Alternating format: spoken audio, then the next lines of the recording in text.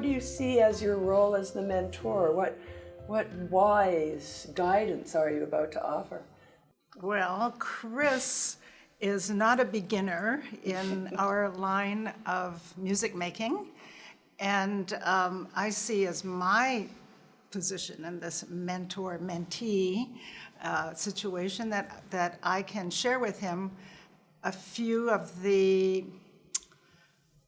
challenges and the joys, and also point his nose in the right direction, or give him a few choices of how to develop his talent from this point where he's already very, he's honed his craft well, but there are other things that one needs to follow in order to develop into the next level. Mm-hmm. So I find it really exciting because I didn't have anybody pointing my nose in the right direction when I was at his level. So this is exciting for me.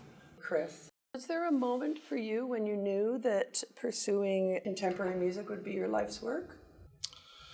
It was an innate understanding, I think, for most of my life. Yeah, I've pursued music in many different ways. I was raised more as a performer than a composer. It was something I sort of dabbled in, but then the sort of creative craft element of composition just always inspired me the most. So it's been most of my life.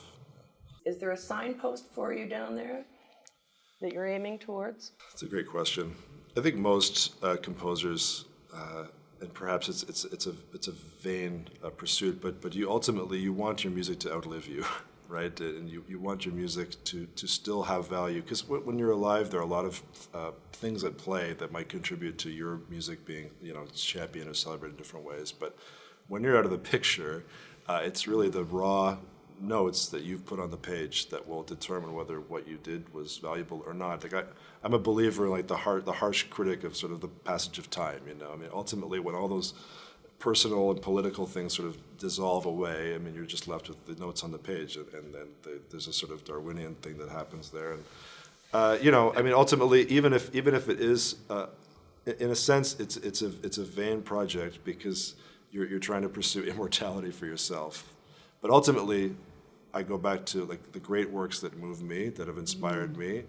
I mean, those are people who had the same project. They just wanted to write universally great music, and my life is infinitely richer because of their efforts. So ultimately, I'm just trying to channel that same sort of mindset, just to create something beautiful that can touch someone, and that can bring joy to somebody outside of my own little context here. It's a lofty goal, but I mean that's ultimately what we're all pursuing, I think. Right. It's really about communicating, I think, what you are, and communicating it to another human being who receives, your gift. Yeah. The hard work, the choices that you've made, is a gift, and you want someone to receive it.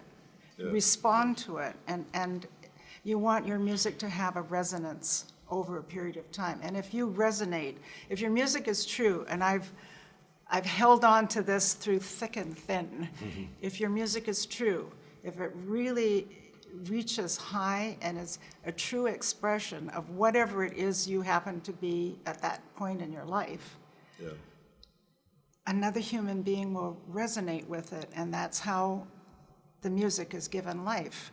The performer resonates with that work, and it's not just for the premiere that, when they premiere the work, but if it resonates over a period of time, then you've given it life, and they've given your music life.